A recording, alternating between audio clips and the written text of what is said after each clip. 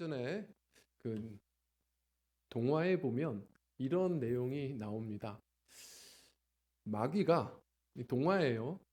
마귀가 두루두루 보다가 좋은 땅, 자기가 원하는 땅을 찾아요. 그래서 북쪽에 노르웨이에 딱 진을 치고 창고를 만들었습니다. 그리고 자기의 모든 종자씨를 다 섹션별로 잘 정리를 했어요.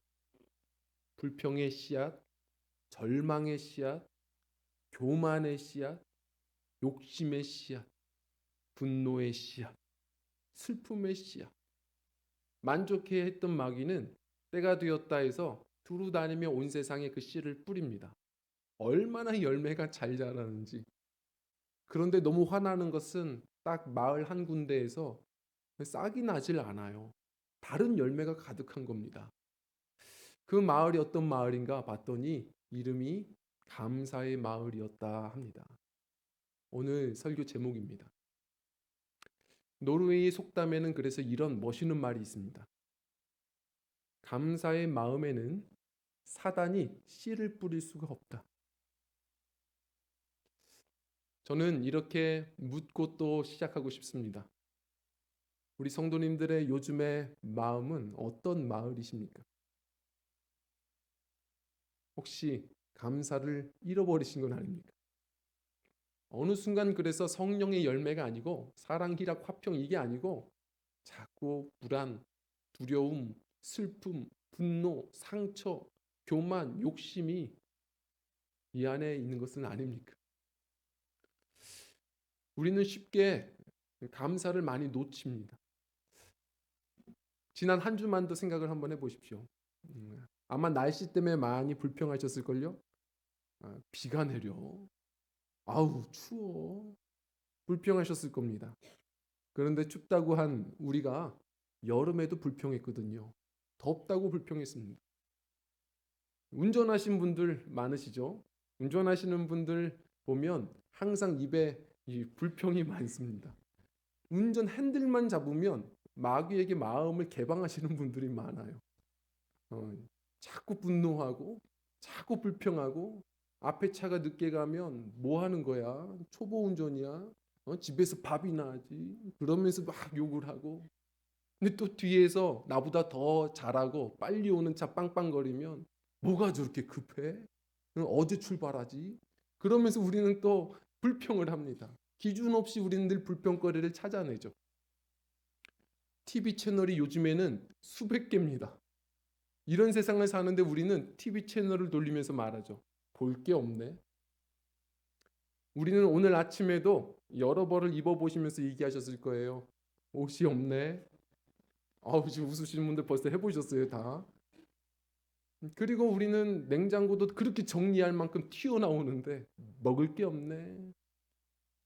우리는 무슨 문을 여는지를 한번 생각해 보셔야 합니다. 기억하십시오. 이미 주님께서는 우리를 감사의 마을로 초대하신 겁니다. 성도들의 모국어는 후안 칼로스 오르티즈가 말한 대로 브라질은 포르투갈어를 쓰고 미국은 영어를 쓰는 것처럼 각자 나라마다 모국어가 있는데 바로 하나님 나라 사람들은 그 모국어가 감사다. 근데 요즘에 모국어를 많이 잃어버리신 건 아닌가요? 혹시 기독교가 아니라 원불교 아닙니까? 원망 불평, 원망 불평.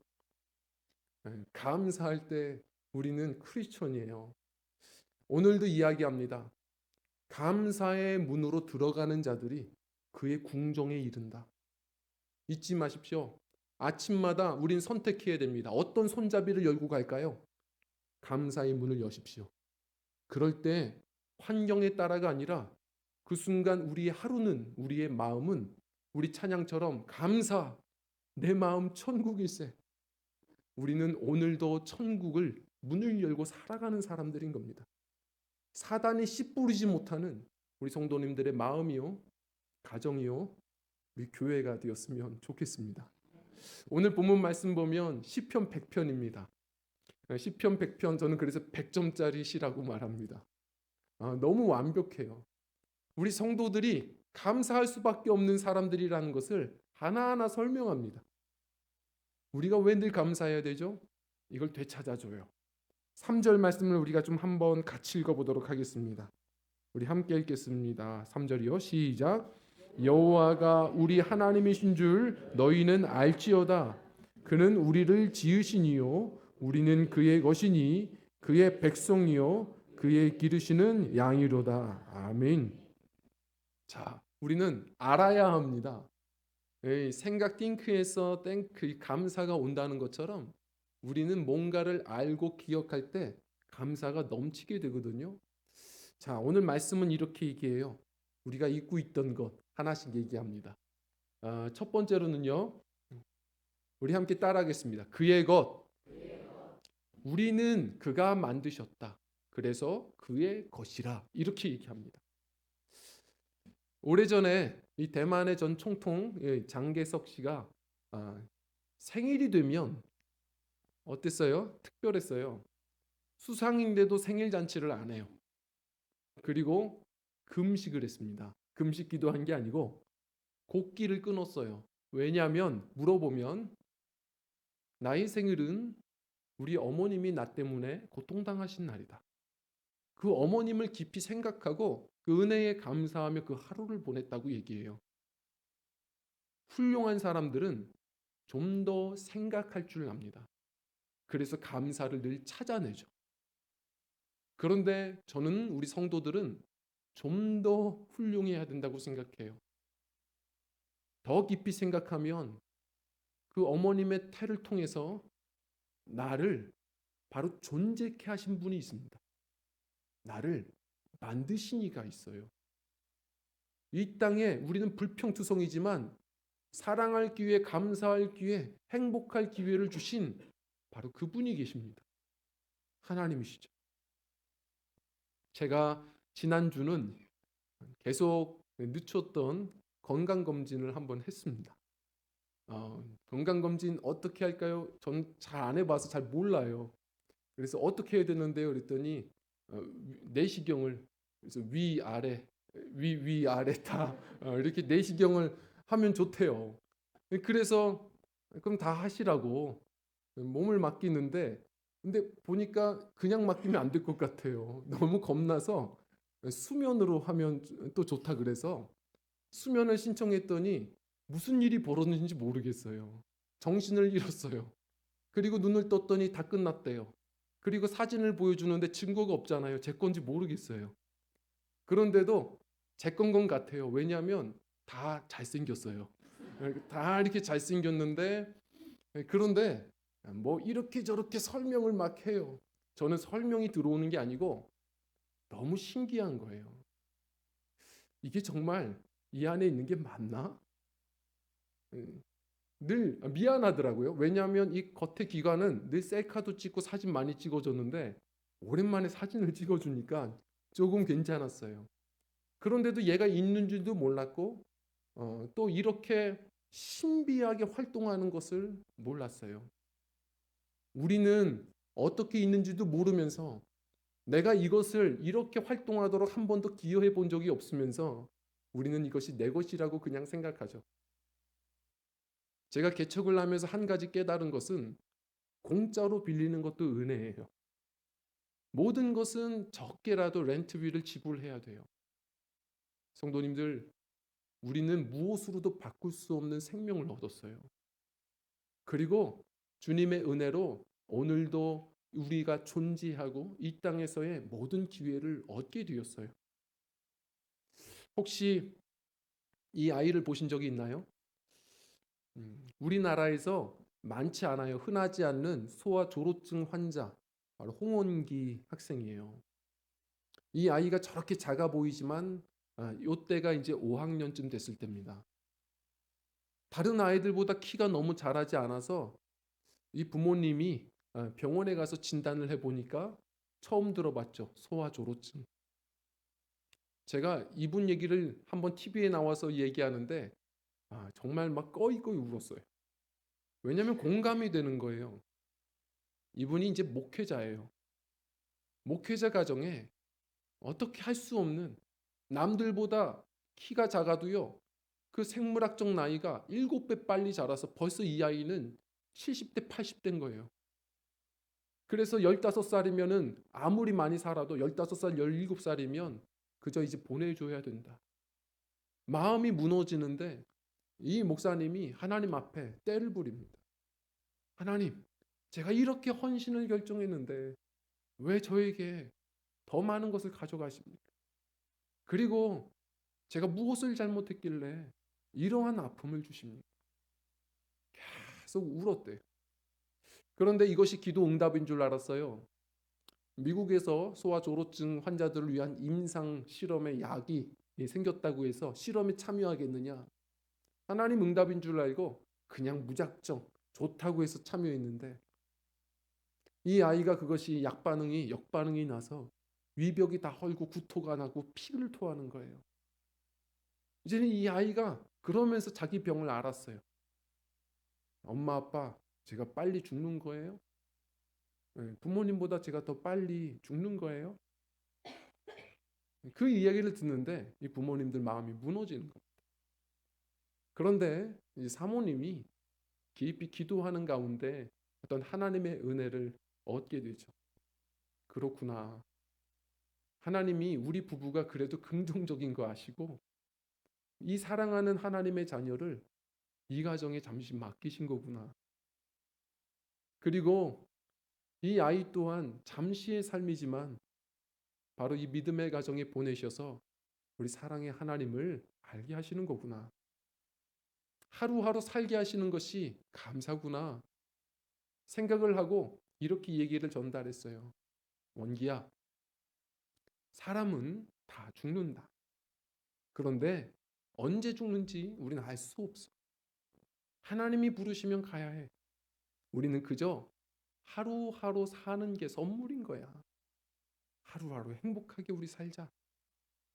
그러면서 부부가 같이 웃고 원기도 웃게 되고 처음으로 원기가 아파하는 게 아니라 노래를 부르는데 이렇게 노래를 이쁘게 잘하는지 처음 알았다는 거예요. 어느 순간 기자들이 와서 그 원기에게 인터뷰를 요청하면 오히려 원기가 웃으면서 얘기하죠. 똑같이 말해요. 자기 신앙 고백이죠. 우리는 다 결국 하나님 나라에 갈 거예요. 그런데 우리가 이 땅에서 살아가는 거 언제 갈지 모르는데 이 땅에서 살아가는 하루하루가 하나님의 선물이에요. 그래서 우리는 매일같이 감사하고 행복하면 되는 거예요. 이 이야기를 하는데 이 아이의 한마디 한마디가 수많은 어른들을 울게 했어요. 우리가 소중하게 여기지 못하는 하루하루 선물로 받는 이 하루하루들을 우리가 하나님 앞에 감사하지 못하고 이것 또한 어찌 보면 사랑할 기회요, 감사할 기회요, 하나님께서 베푸신 온 하늘의 별과 달 그리고 수많은 자연들 누릴 수 있는 행복할 기회들인데 우리 하나님 앞에 우리 없는 것만 보고 불평하며 살던 우리였던 것. 우리 성도님들 우리 또한 배우며 나아가길 원해요. 우리는 이게 내게 아니에요. 이 고귀한 것을 하나님께 공짜로 은혜로 빌렸어요. 하루하루를 선물로 받았습니다. 그 만드신 이를 깊이 바라보며 우리가 주님 앞에 멈추지 않는 범사에 감사하는 크리스천들이 되시기를 주 이름으로 부탁을 드립니다. 그리고 여전히 그 다음부터 또 이렇게 이어서 계속 설명해 나갑니다. 자, 두 번째입니다. 따라하겠습니다. 그의 백성. 우리는 그의 만드신 바요. 다시 말해 그의 것이요. 그의 백성이니 우리는 단지 살아가는 것만이 복이 아니고요.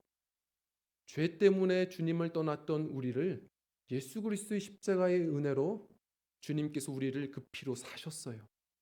베드로전서는 그래서 우리가 그분의 소유된 백성이 되었다고 말해요.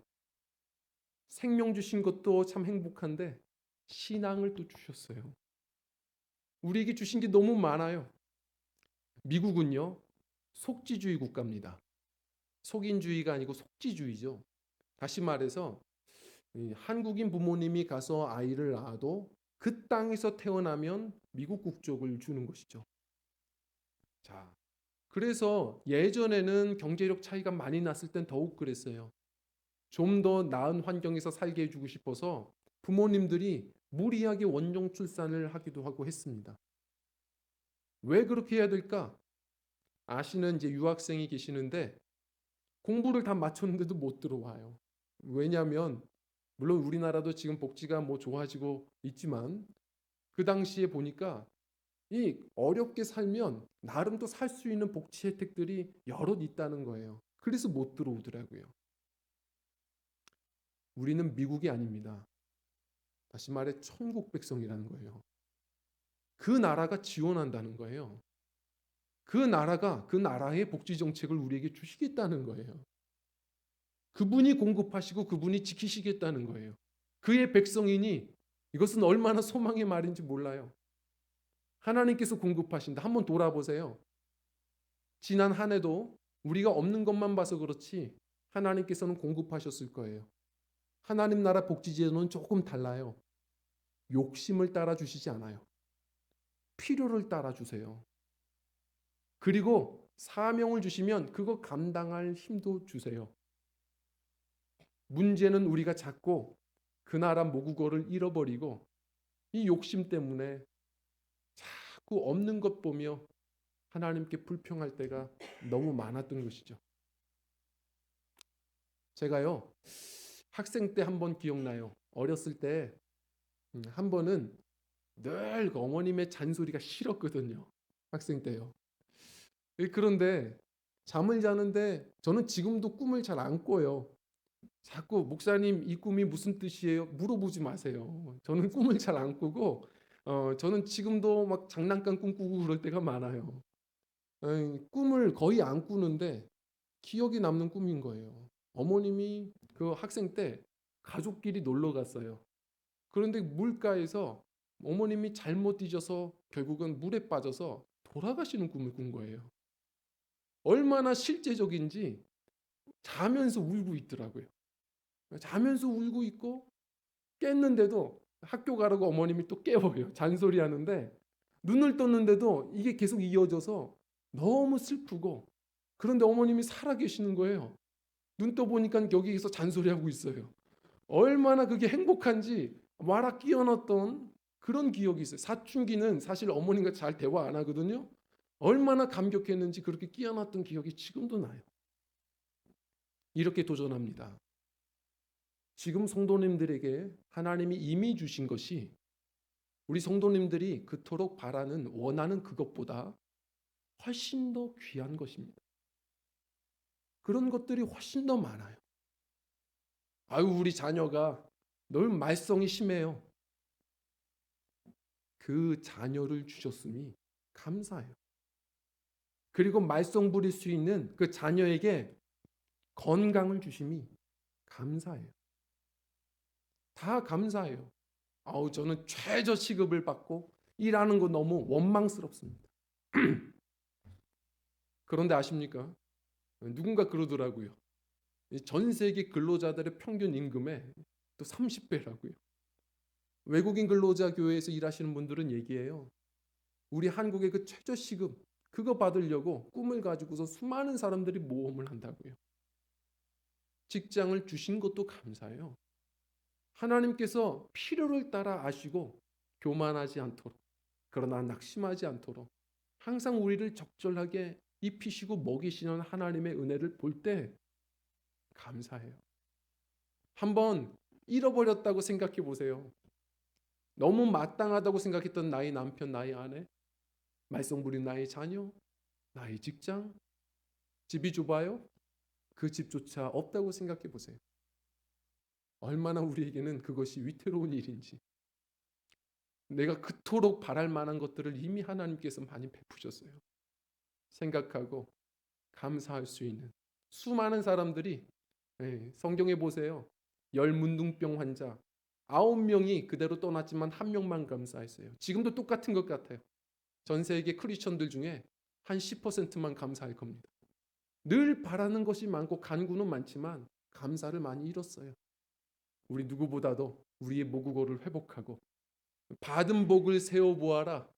우리가 복을 세며 주님 앞에 늘 감사하기를 멈추지 않는 하나님께 기쁨이 되는 우리 하루하루 일상들이 되시기를 주 이름으로 부탁을 드립니다. 또 마지막으로 세 번째입니다. 이렇게 이야기합니다. 따라하겠습니다. 기르시는 양. 우리는 또한 기르시는 양이랍니다. 개도요, 누가 기르느냐에 따라서 다릅니다. 예전에 청년들과 함께 그 유럽 비전 트립을 했을 때 파리에 갔을 때 놀랬어요. 물론 기온이 그렇게 춥지는 않아요. 그런데 두꺼운 옷을 입고 노숙인들이 집 없이 그렇게 많이들 모여서 잠을 자는 거예요. 그런데 뭐가 제가 흥미로웠냐면 그 노숙인들이 우리 노숙인들과는 좀 달라요. 좋은 개처럼 보이는데 세파트 같은 개들을 다 데리고선 같이 자요. 물론 이게 파리는 아닌데 같이 구걸하는 거예요. 그래서 주인 잘못 만났다 생각이 들더라고요. 집도 없고 뭣도 없고 같이 절해야 돼요. 평생 견생 이래야 돼요. 그런데 신기한 것은요, 그 파리에서 조금 시내 쪽으로 가다 보면 유명한 개 레스토랑이 있어요. 그곳에는 똑같은 세파트인데 거기 들어간 개들은요, 턱받이를 다 해주고요, 거기다가 개의 식성이 무엇인지 물어서 식성에 따라 요리를 해주고요. 참 같은 개인데 견생이 다르죠. 혹시 이 개를 아시나요? 이 개는 이 세퍼드 중에 최고입니다. 쿤터 4세라고 하는데 우선 3세, 4세 얘기하는 것부터가 다르죠. 아주 부잣집에 바로 강아지가 이제 군토 3세, 또 그 아들이 바로 얘예요. 군토 4세. 수많은 재산을 상속받았어요. 어느 정도인지 아세요? 우리나라 돈으로 4천억이에요. 그렇죠. 우리가 억 좀 하면 이렇게 놀래요. 제가 이 기사를 보는데 너무 이상한 거예요. 며칠 전에 애들 딱 세워놓고 이것저것 시키고 용돈 3천 원씩 줬거든요. 그걸로도 어깨 으쓱한데 4천 원도 아니고 4천억을 개에게.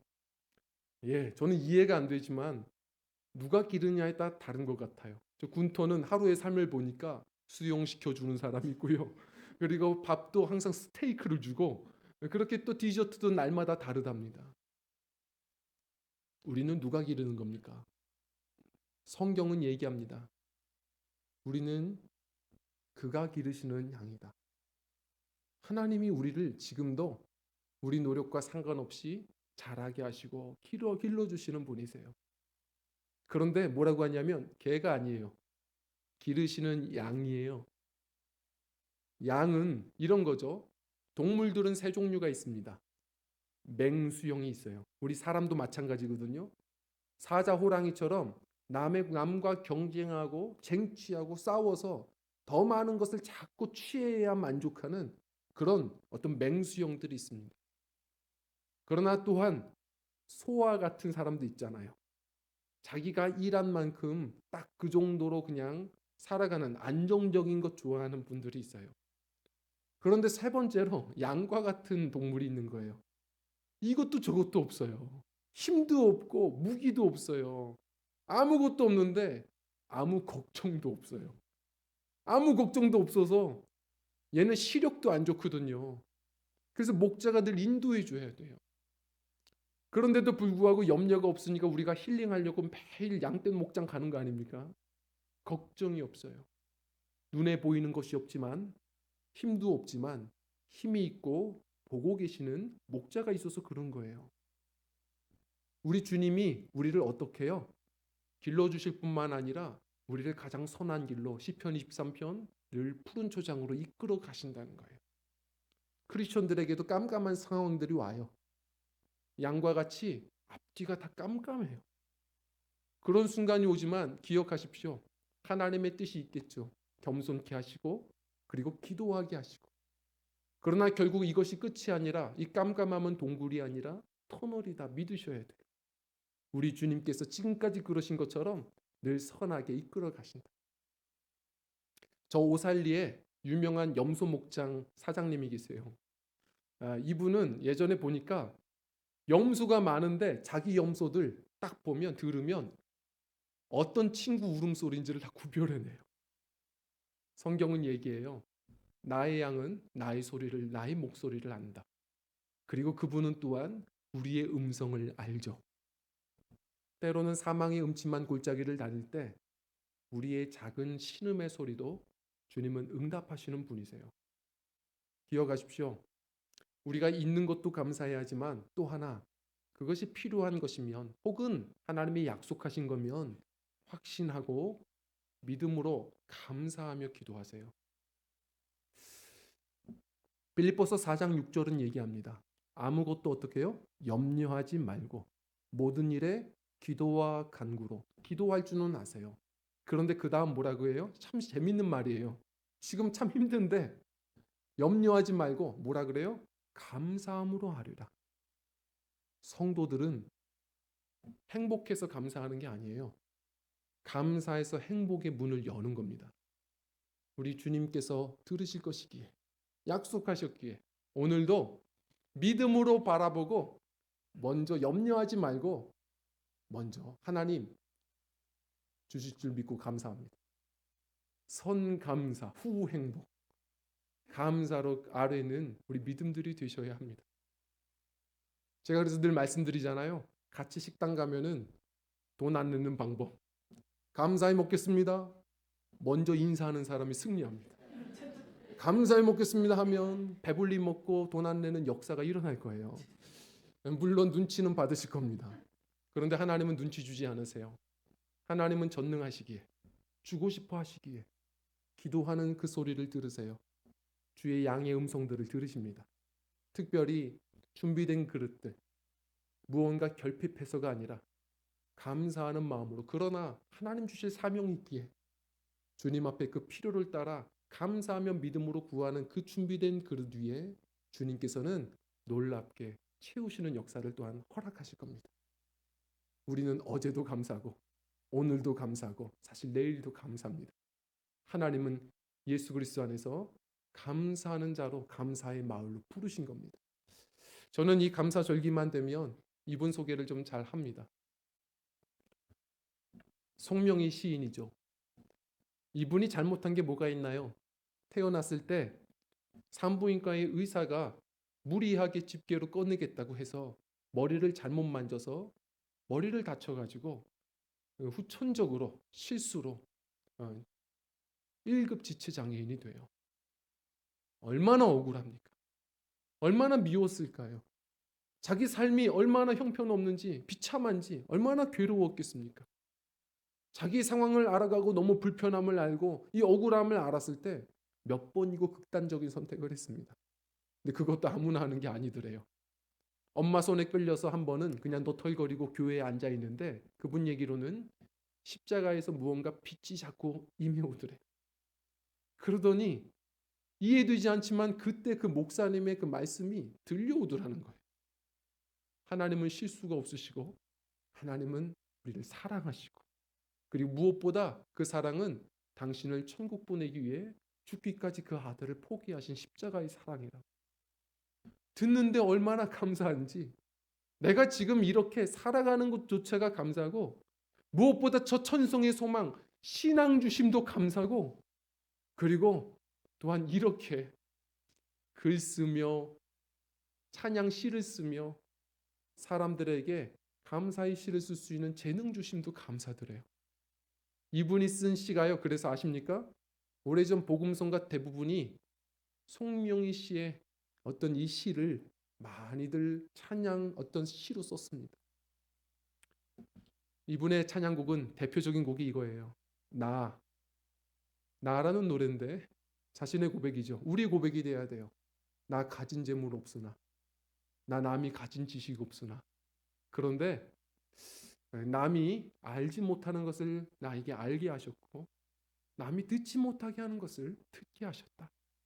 하나님은 뭐라고 해요? 공평하신 하나님입니다. 우리 성도님들, 우리의 입술에 고백이 되길 원해요. 어떤 목사님이 이야기한 것처럼 송명희 시인이 공평하다고 말하면 정말 다 공평한 것이다. 오늘도요, 우리가 이 예배, 이 찬양을 우리 함께 좀 부르면서 하나님, 요즘 제 마음이 다른 마을이었던 것 같습니다. 내 삶이 다른 마을이었던 것 같습니다. 내가 이 땅에 지금 하루하루 사는 것도 선물입니다. 전도할 수 있는 기회, 감사할 수 있는 기회, 주께서 베푸신 행복을 누릴 수 있는 기회, 거기다가 저 천성 신앙 주신 것도 참 감사합니다. 그리고 이 사명 감당하라고 소망 주시고 또 그것을 약속해 주시는 바로 우리 주님, 내일의 소망 주신 것도 감사합니다. 우리 주님 앞에 잃어버린 우리의 모국어를 되찾는 바로 오늘의 예배가 되기를 간절히 부탁을 드립니다. 시간 우리 함께 찬양하고 우리 기도하며 나가.